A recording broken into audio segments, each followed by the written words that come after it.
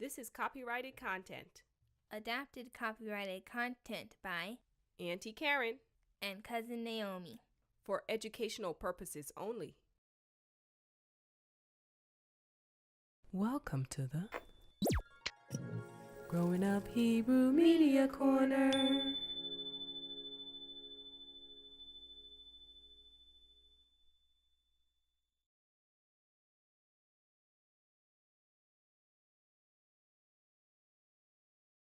Today, Uncle Kingdom Prepper and I will be sharing 2 history picture books with our Carrots viewers, As Fast as Words Could Fly and Henry's Freedom Box. We enjoyed reading these books, especially for the art. Maybe you will find they're worth a look as well. In As Fast as Words Could Fly, written by Pamela M. Tuck, a 13-year-old African-American boy in 1960s Greenville, North Carolina, uses his typing skills to make a statement as part of the civil rights movement. Uncle Kingdom Prepper, read us a sample, please. As Fast as Words Could Fly by Pamela M. Tuck, illustrated by Eric Velasquez. Trouble was brewing in Greenville, North Carolina.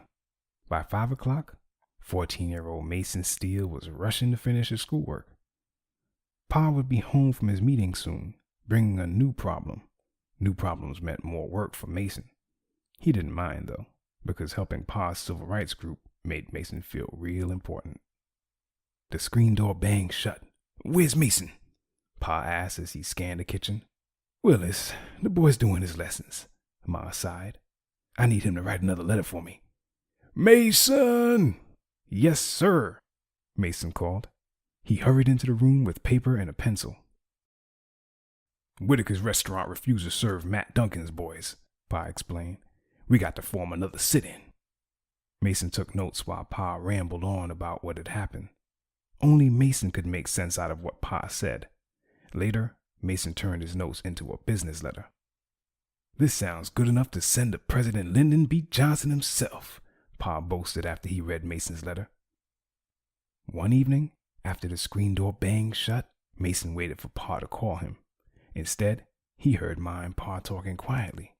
When Mason finally entered the kitchen, he could hardly believe his eyes. "A typewriter!" he gasped. "Yep," Pa said. "The group wanted to give it to you. Said you've been quite a little lawyer for us. Figured a typewriter might help you someday." Mason slid his fingers over the keys. Each row looked like little steps climbing up. "It's beautiful," Mason whispered. "I'll type the civil rights group a thank you letter." "That'll be the right thing to do," Ma agreed. Soon, school was out. During the summer, Mason and his 2 older brothers, Willis Jr. and Henry, picked tobacco with a few of the white boys who lived nearby. Patrick and Daniel Jones were the only 2 who acted friendly.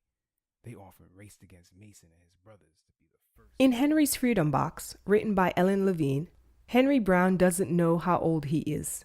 Nobody keeps records of slaves' birthdays. All the time, he dreams about freedom, but that dream seems farther away than ever when he is torn from his family and put to work in a warehouse. Here is another sample read by Uncle Kingdom Prepper. Henry's Freedom Box, a true story from the Underground Railroad. Written by Ellen Levine. Illustrated by Kadir Nelson.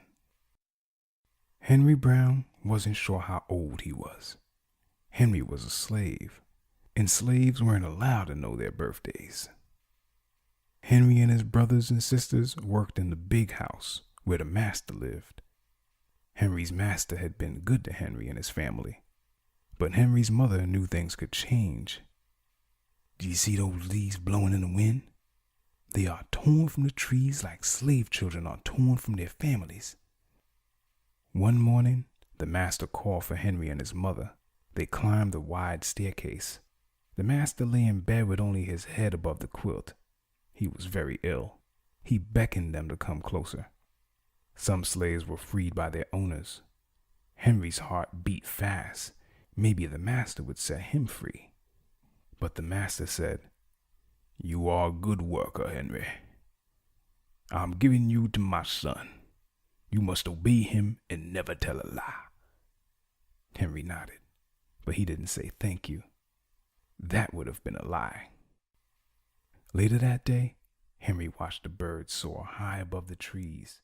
Free bird, happy bird, Henry thought. Henry said goodbye to his family. We hope you'll enjoy these 2 books as much as we did.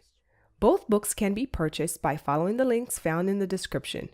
Please note, we are not affiliated with the publishers, authors, or illustrators, and receive no compensation for this video, so feel free to borrow at your local library. Shalom. Check out our resource links for more information. Until next time, Like share. and subscribe.